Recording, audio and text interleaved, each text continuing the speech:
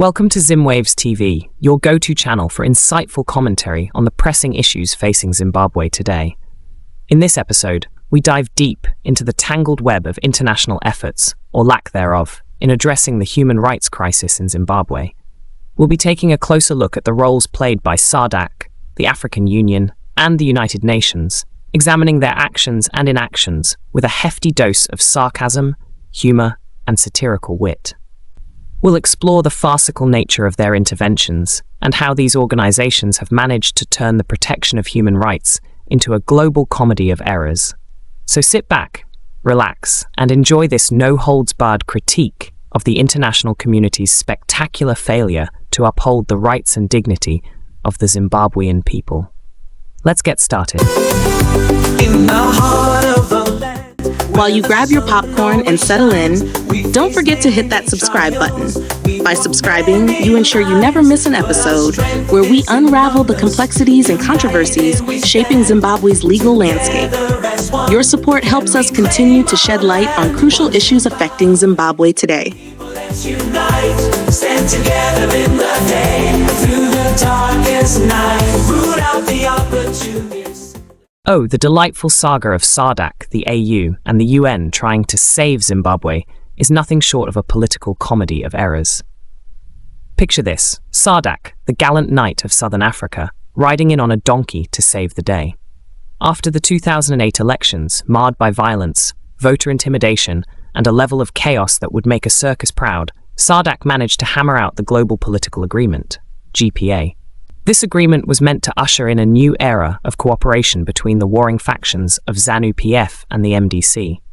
Instead, it produced a government of national unity that was about as unified as a herd of cats, each with its agenda, and none inclined towards genuine reform. Fast forward to the 2023 elections, and SADC, with all the grace of a toddler wielding a butter knife, declared the elections substandard. They pointed out irregularities, voter suppression, and the usual medley of electoral malpractices. But wait, the plot thickens. Despite this condemnation, SADC still crowned Zimbabwe as SADC chair, completely ignoring the chorus of Zimbabweans pleading for impartial mediators. Bravo, SADC, bravo. It's almost as if they believe that by acknowledging the farce of the elections, but then promoting the very leadership behind it, they are engaging in some advanced level of diplomacy that mere mortals cannot comprehend. Not to be outdone, the African Union AU has its own stellar track record. With a mandate to promote democracy and human rights, the AU swoops in with the effectiveness of a chocolate teapot. Remember the 2019 protests? Security forces killed at least 17 people, and the AU responded with concern. Such a strong word, concern. It's right up there with mildly perturbed on the scale of impactful responses. Their Peace and Security Council, which is supposed to intervene in cases of grave circumstances, apparently missed the memo on Zimbabwe. They have a remarkable talent for issuing grandiose statements about the importance of human rights, while taking action that's as decisive as a cat contemplating a leap. In instances such as the violent crackdown on protests in January 2019, where security forces killed at least 17 people, the AU's responses were largely confined to expressions of concern without concrete actions to hold the perpetrators accountable. It's almost as if they think sternly worded letters and the occasional raised eyebrow will somehow shame the perpetrators into mending their ways. Now, let's sprinkle in the United Nations, UN, for that extra international flavor. The UN has been dishing out humanitarian aid and reports on Zimbabwe like confetti at a parade.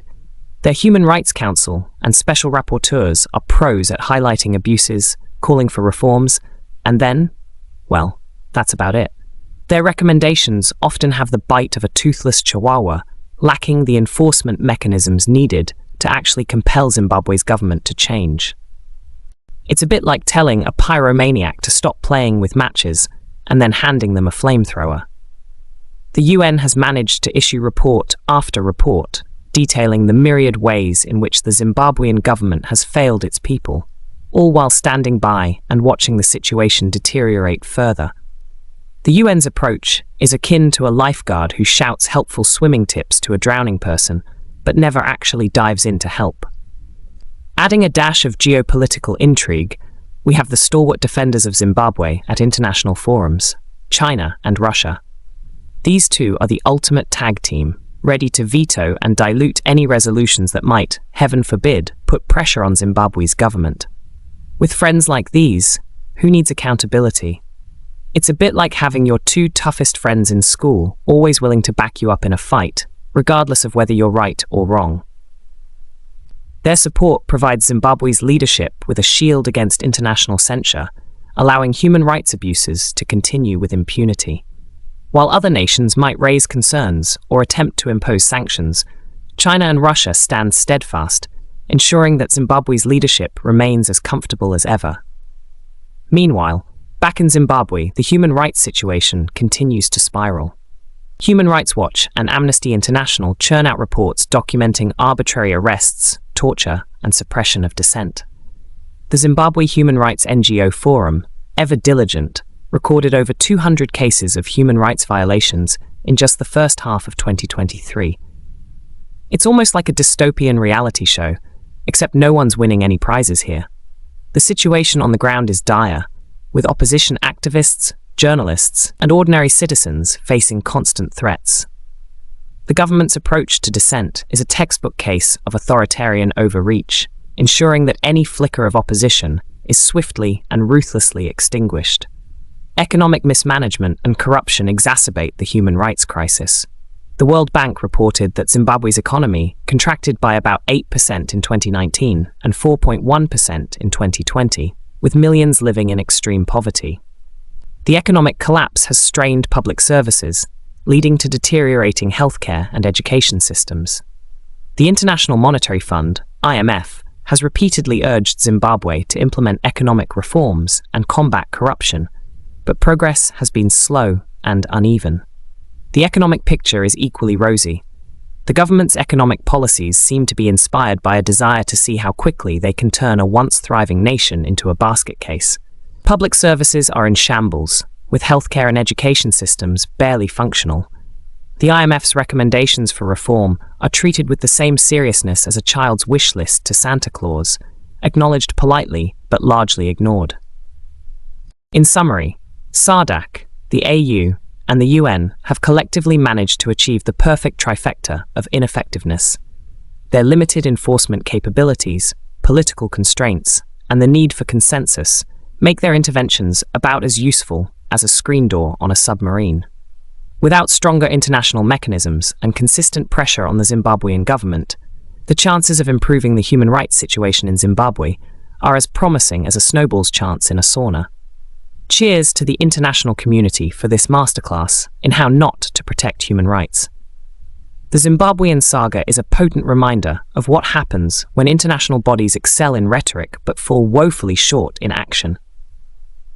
Here's to hoping that one day, these organizations will trade their lofty speeches for actual, meaningful intervention. Until then, the people of Zimbabwe continue to endure a harsh reality, far removed from the lofty ideals of international diplomacy. And that wraps up our deep dive into the tangled web of international efforts, or the lack thereof, in addressing the human rights crisis in Zimbabwe. We hope you've enjoyed this episode and found our satirical take on the roles of SADC, the African Union, and the United Nations, both enlightening and entertaining. If you did, be sure to hit that like button and share this podcast with your friends and family. Don't forget to subscribe to Zimwaves TV for more insightful commentary and in-depth analysis on the issues that matter most. Your support helps us continue to bring you the content you care about. Until next time, stay informed, stay engaged, and keep fighting for a better Zimbabwe. Thank you for listening. In the heart of Zimbabwe, a new dawn breaks. Our leader narrow calls for all our sakes. Trust the process, he says, be patient, stay strong. We're faithing